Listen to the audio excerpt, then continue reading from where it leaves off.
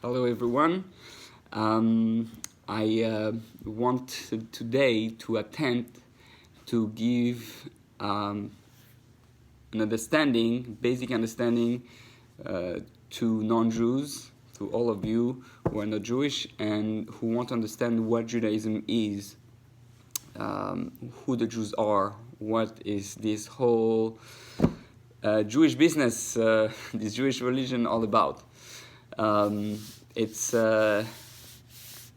probably a very difficult thing to explain, and the main reason is that obviously there are many rabbis out there, many different thinkers.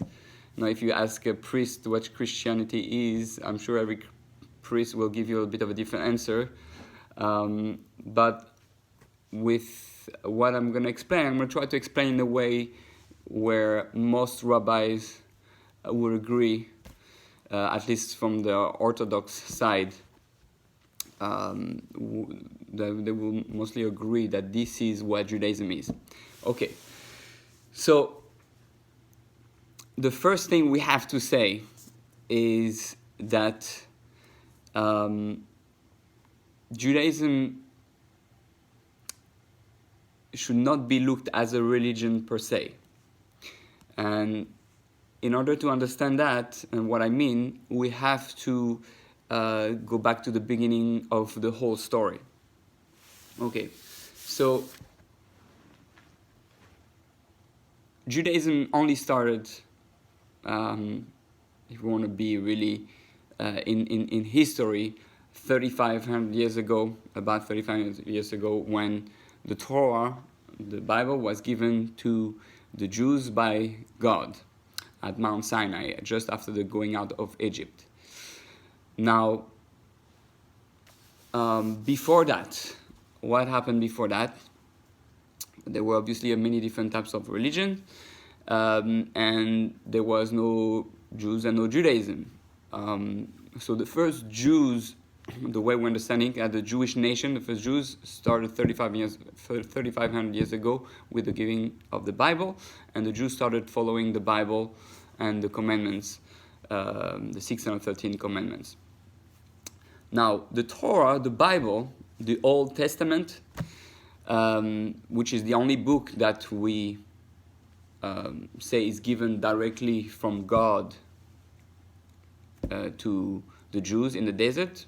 Moses was learning from God directly, and Moses was teaching directly then to the Jewish people, and he wrote it down. So the Torah scroll that we have, this is the information that teach us everything about what we have to do. And the beginning of this book that God gave to the Jews doesn't start with the story of the Jews. It starts with the story of humanity. It starts with the story of the world, everyone. It doesn't say one person is better than the other. It doesn't say the world was created for a specific person. So, what does God want? What is the Torah saying? What do we learn about why we're here today? Whether Jews, non-Jews, and all that. So, basically, the idea is that God created the world, and God wanted man to have pleasure from the creation that God made. In Judaism, the thing is very clear. The purpose of the world, and this is not the purpose of Judaism, it's the purpose of the world, but it's the way Judaism says it. The purpose of your creation, of you human beings, all of us, is to have the highest possible pleasure a human being can have. And the entire creation, all of the world, is made according to a system designed by God for us to be able to enjoy the highest possible pleasure a human being can experience. God had no need to create man. God decided to create man in order to share the incredible pleasure of being able to experience God. The why God decided to do that, we don't know. That's beyond our understanding. This we'll understand at the end of the entire process when God will reveal why he decide to make it this way, basically. And what do we gain by being created and experience it in this way? What did God had in mind behind? We cannot obviously understand all the whys of God, because then you will have, meaning you will be claiming that you understand everything that God understands. You cannot understand everything that God understands. God is God. It transcends our understanding. There are different dimensions, and we don't know. So, but God gave us tools and a book and directions on what we have to do and how to achieve the highest possible pleasure, and how to guide us through that. So the idea is that God created the world for all of us, and He created the first man. The first man was not Jewish or not Jewish. There was mankind. He created mankind, the first man and the first woman, and they were in charge to enjoy the garden, this world, the pleasures of the garden of Eden, the paradise, so to speak. This world was paradise, and it can be still paradise, but that's for another story. This world is paradise, and it's a place where we can experience all the incredible pleasure that every human can have: physical, emotional, intellectual, spiritual. So God said, I want you to experience pleasure, and this is the way to do it. I want you to eat from that tree and not from that tree. Mankind, we're not going to explain now the details of the whole thing. That'll be for a different explanation. I'll just try to be global, because we can go for thousands of hours and explain all the details. But mankind, with his free choice, decide, right, not to take the way God intended or God suggested we should take. We decide to take the other way. That God said, if you go through this, you will have to experience death. Meaning, you might reach your destination, but you'll have to experience death. Because obviously God is not going to create a world where we're doomed with one wrong step. Failure was part of creation, and God wants us to experience free choice and failure and repentance and fixing. So God made the world imperfect, and He wanted us to do one step to perfect it. However, we decide to take the longer way, so to speak. Mankind decide to use his free choice and be very, try maybe to outsmart God, so to speak, but to try to really use his free choice and go in a way that would show that I want to do it my way. Because you want to do it your way, fine, but it's going to be more difficult. Okay, so after Adam and Eve made the mistake of taking the longer way, so to speak, the world became a world that is much more challenging in order to experience the highest pleasure.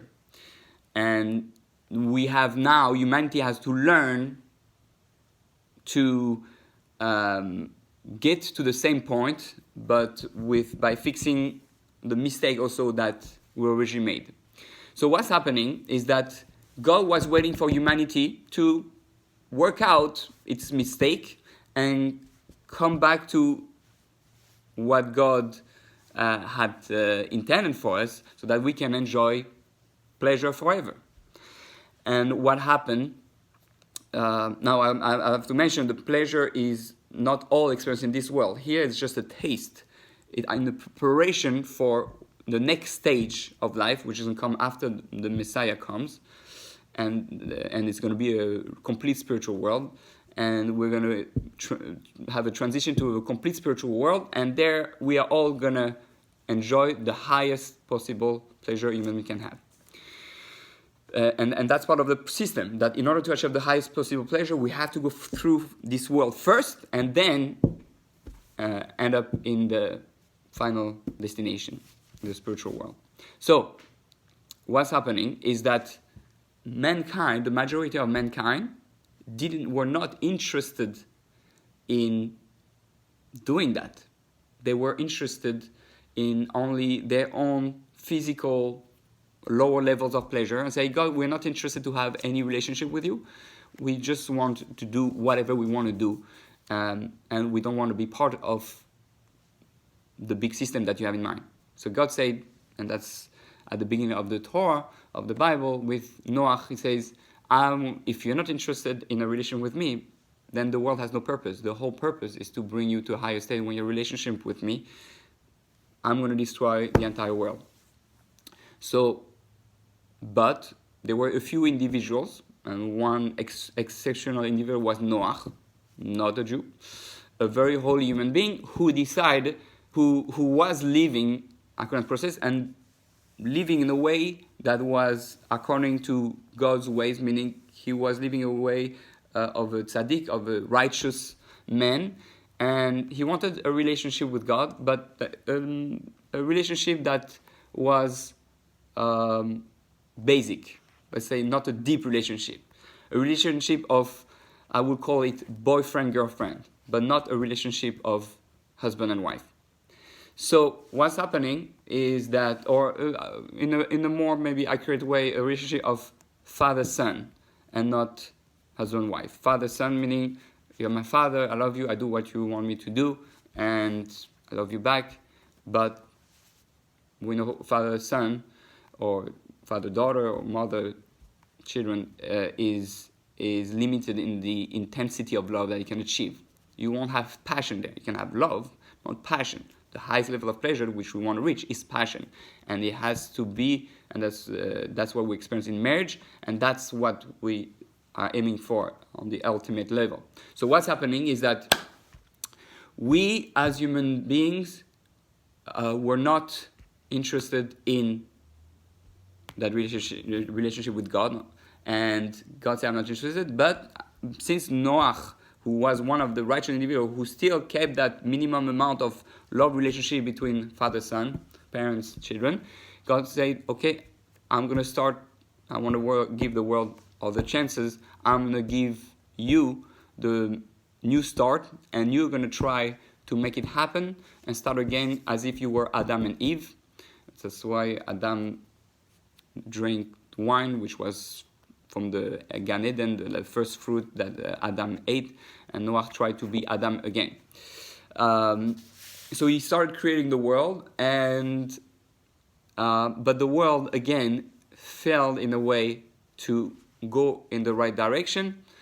There was more unity in the world. They created the Tower of Babel, the more unity, but still it was not a unity that aimed to really connect to God on the highest level.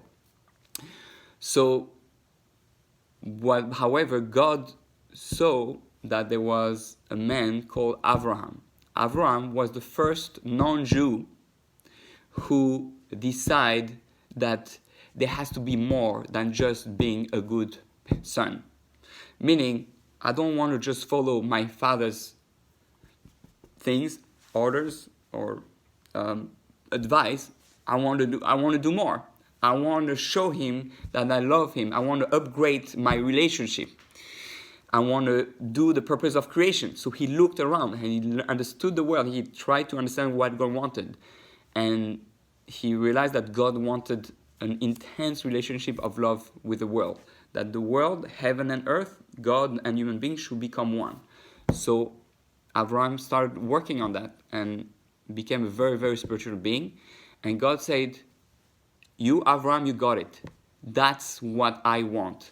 This is what I want for the world. The way you live your life, this is what I want the world to aim for.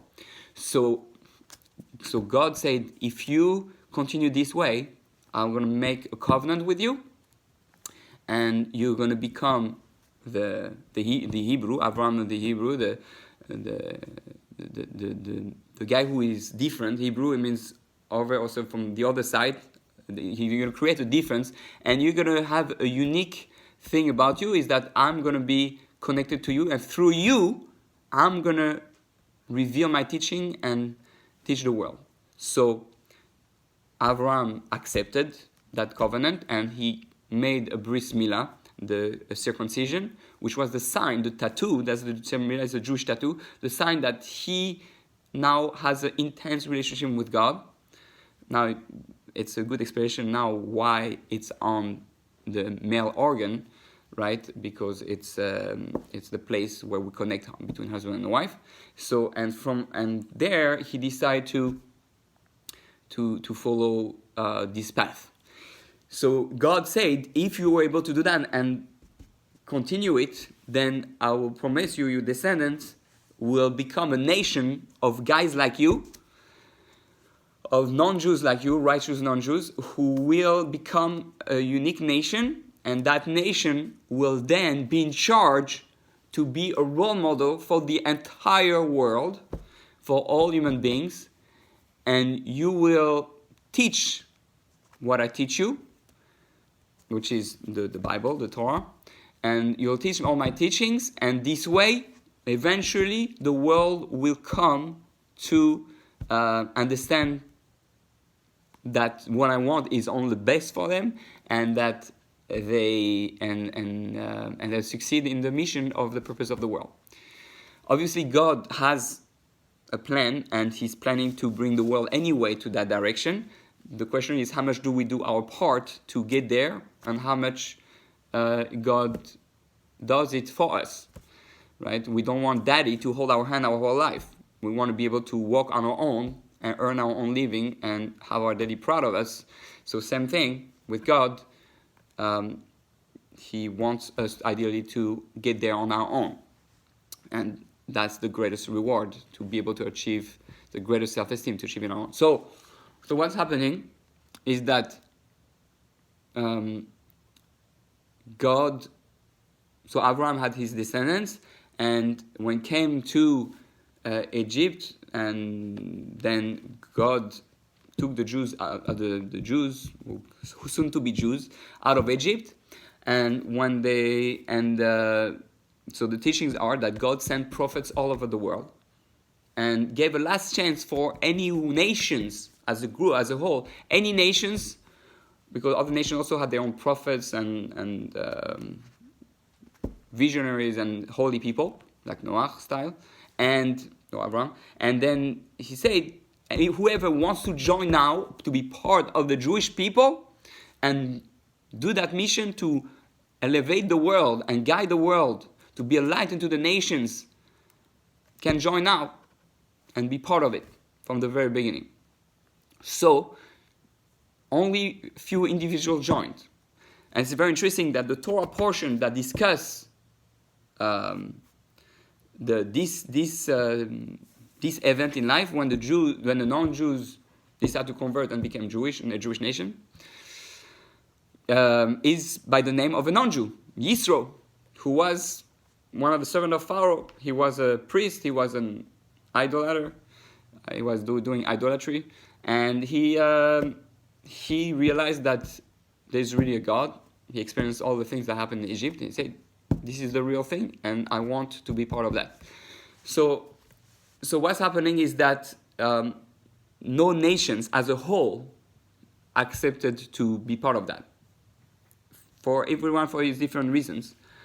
But the nation that came out for the Hebrews that came out from Egypt decided to become Jewish, and they all converted there at Mount Sinai. They all converted. They went from Hebrews, righteous non-Jews, so to speak, to a Jewish, and we actually learned all the laws of conversion from the conversion of the Jews at Mount Sinai, of the Hebrews at Mount Sinai. So we have to understand every Jew really was a non-Jew at the beginning, right? In Judaism, we believe that every soul is reincarnated, meaning we all come from Adam and Eve. We are all brothers and sisters.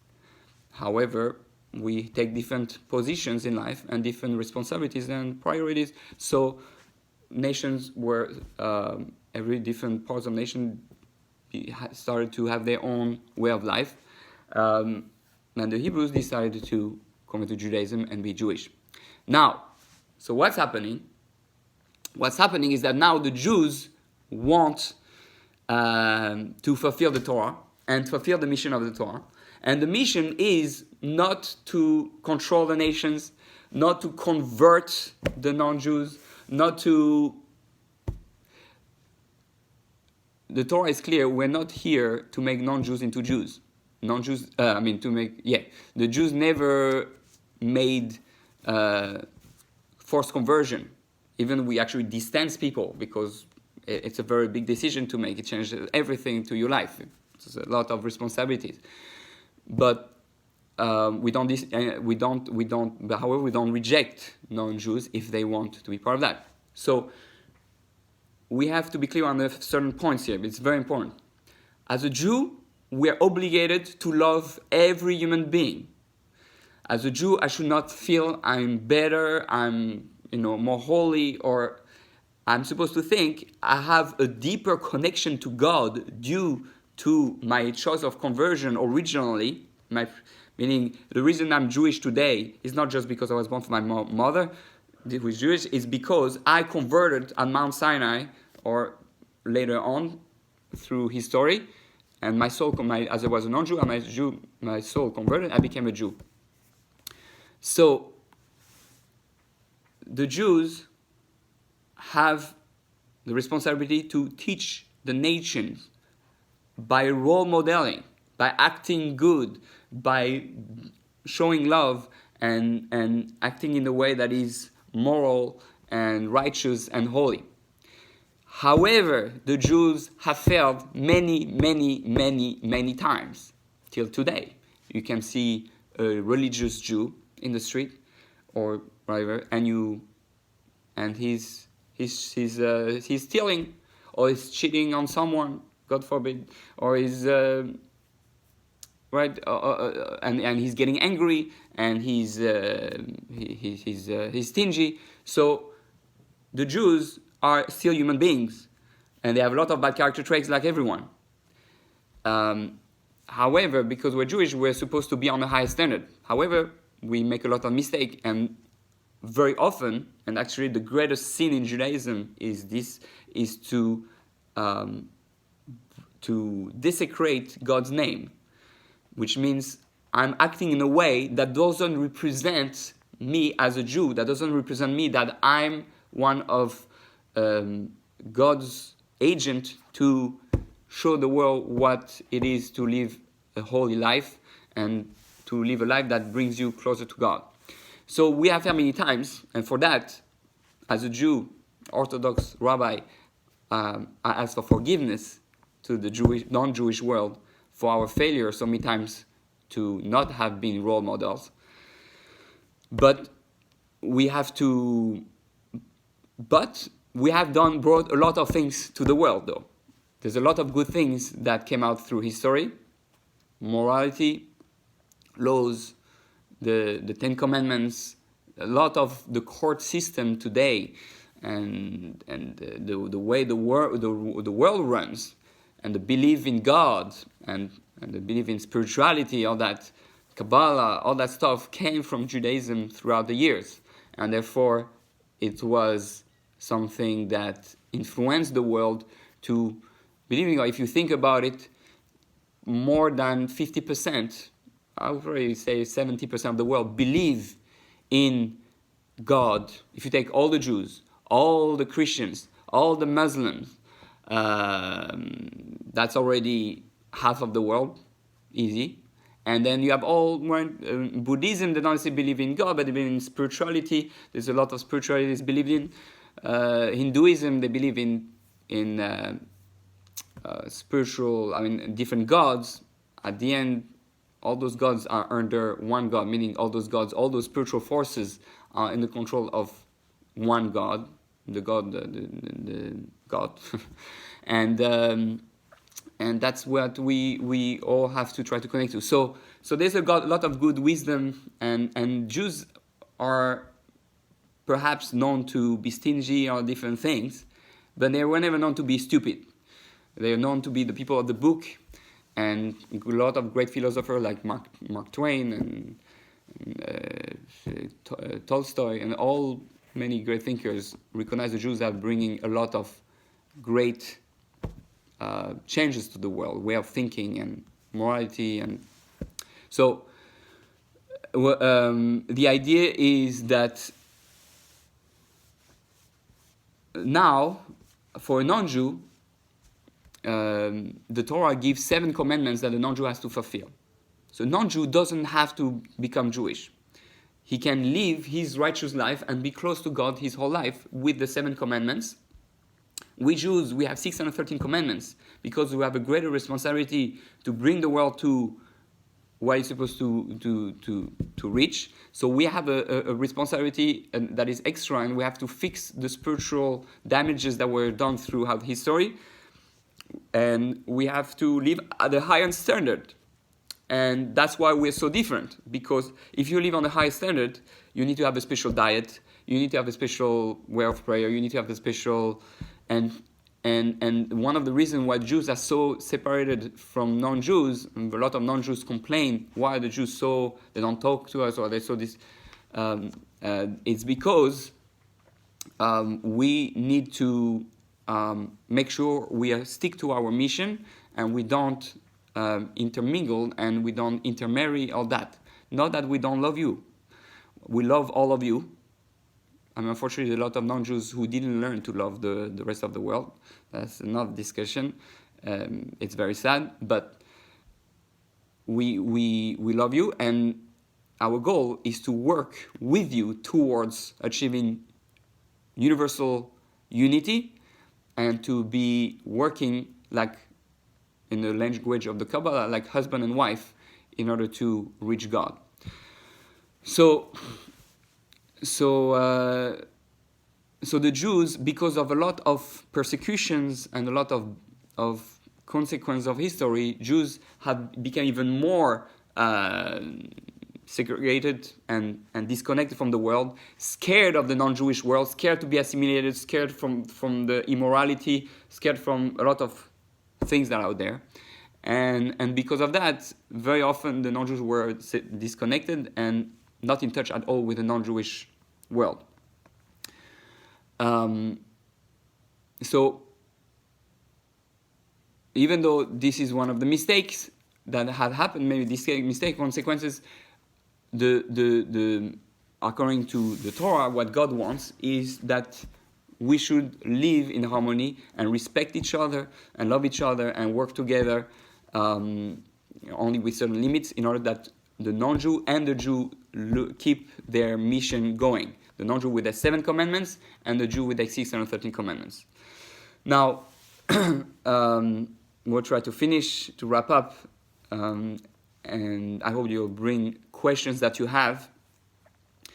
A non-Jew doesn't have to convert, we said. If a non-Jew feels that call inside of him, that he wants to go out there in the world and do more, and become more spiritual, and he loves that message, that idea of becoming an agent of God on the highest level, and take that responsibility, then you're welcome to join and to convert.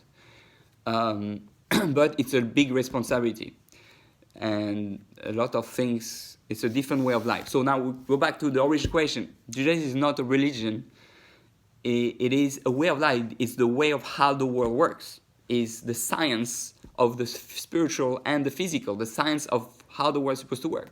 So all the things that you're going to hear about Judaism is just a way to understand how, as a human being, I can maximize my life to live on the highest level on this earth and to be ready for the highest pleasure in the next stage of the world.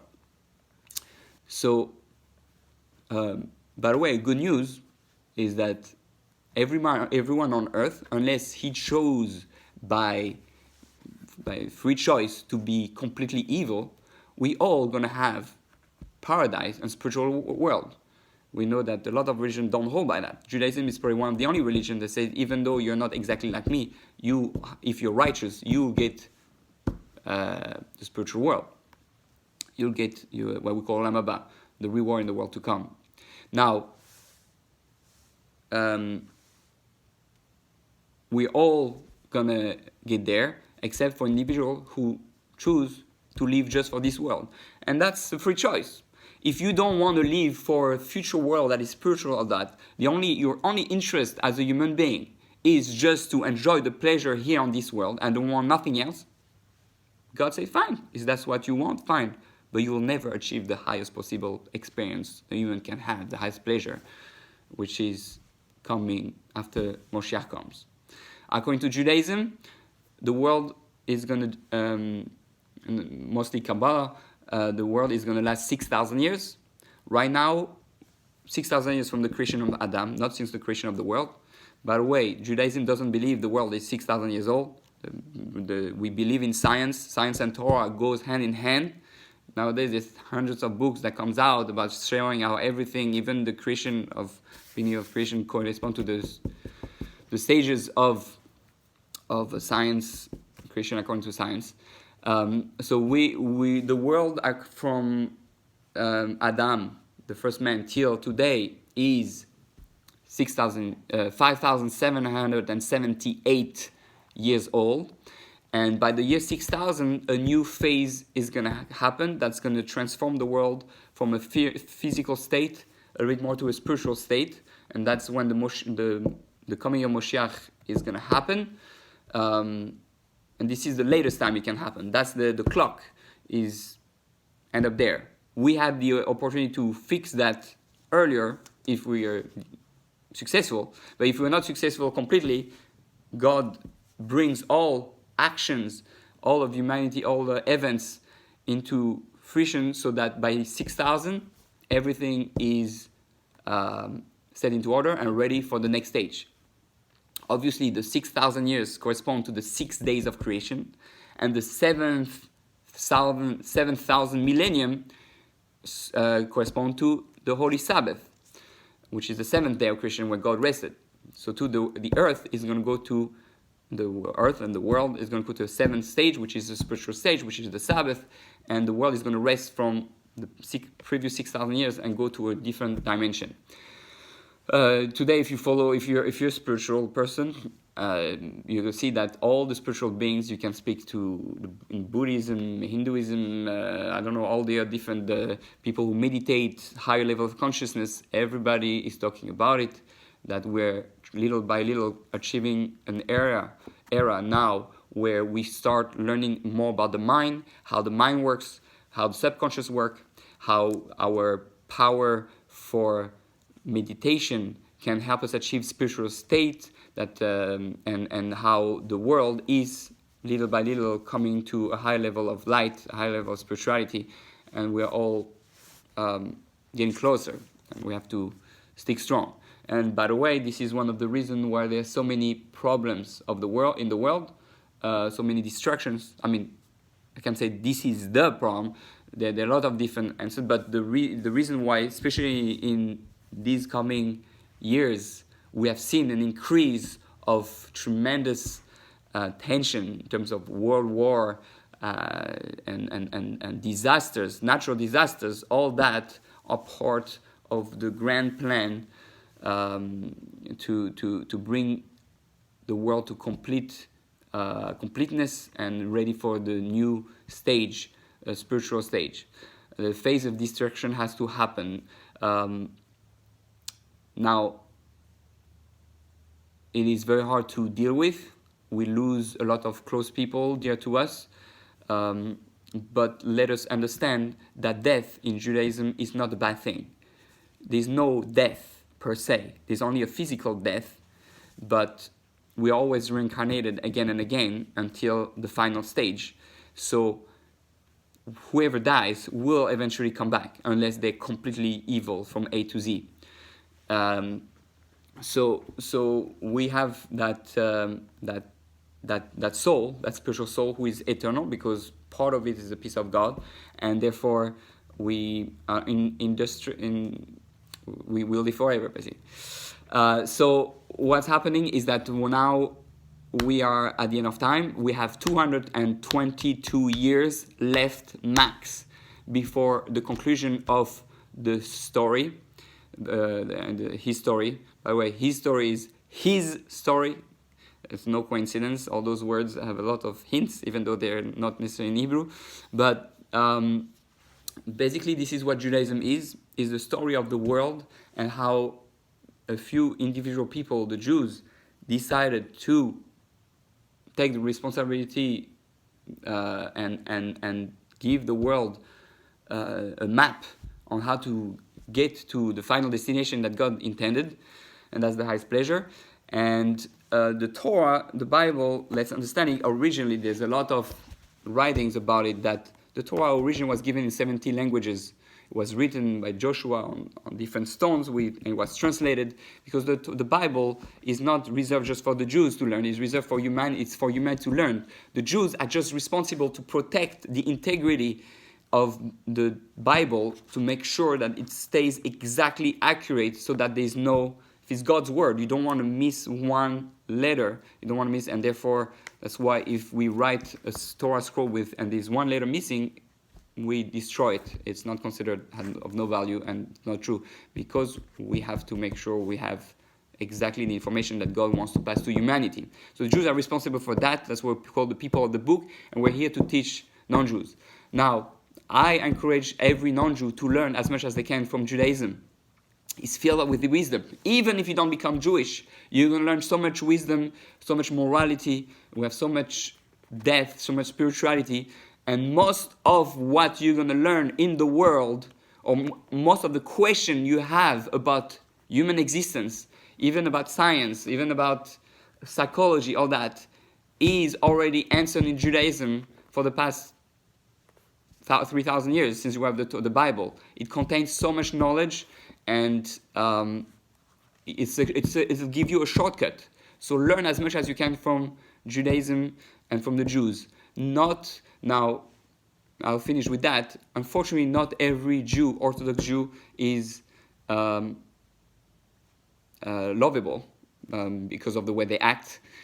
Don't look at Judaism always by the way Jews act. A lot of Jews, unfortunately, are not righteous people, are not acting with holiness, or even living their responsibility as Jews, or because they got hurt in their own Judaism, or because they lost the faith and different things.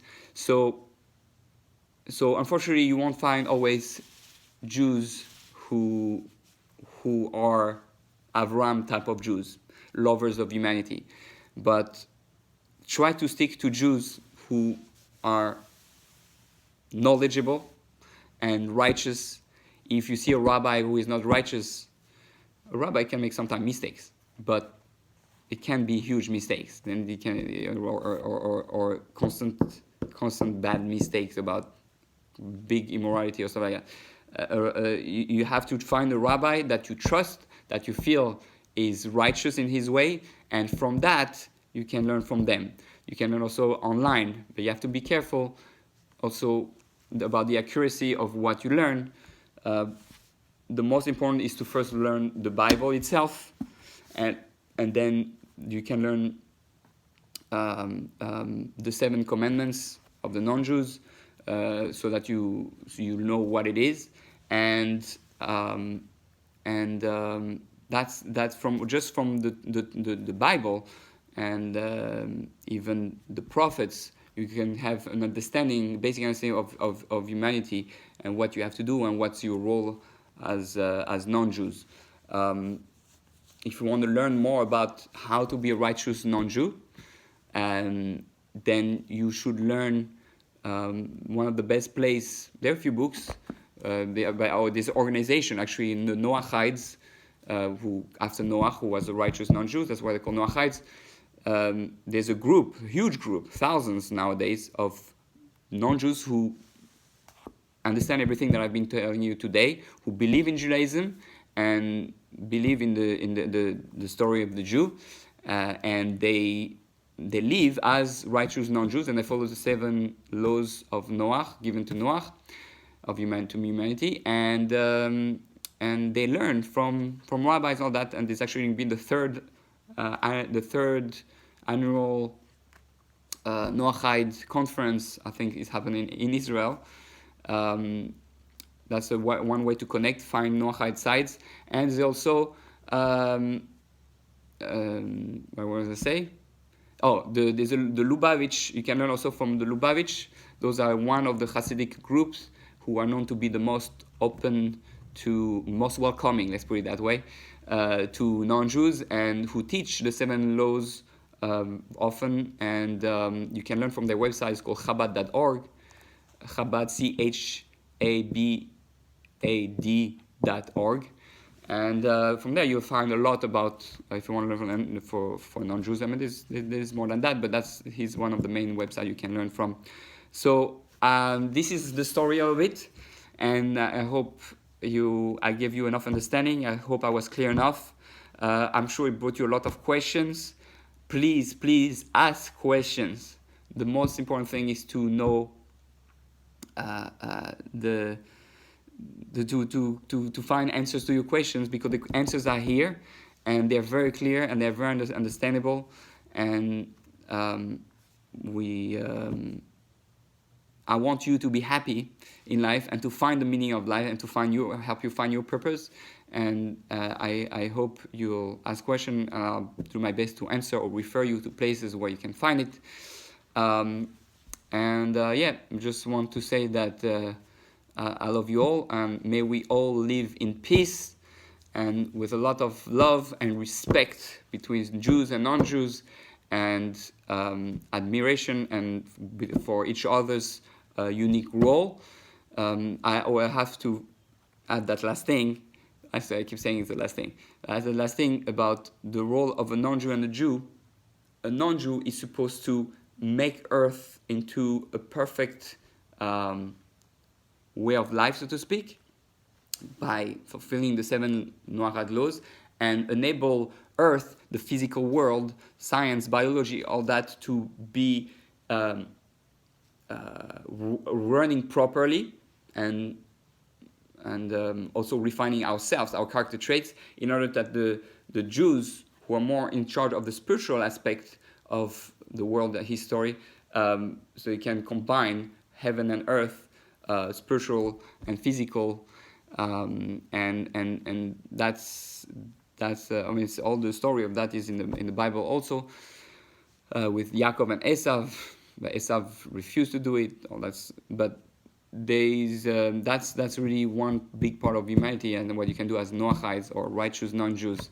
By the way, I have to make a disclaimer. When you hear a Jew say a guy, he doesn't necessarily mean it in a negative way.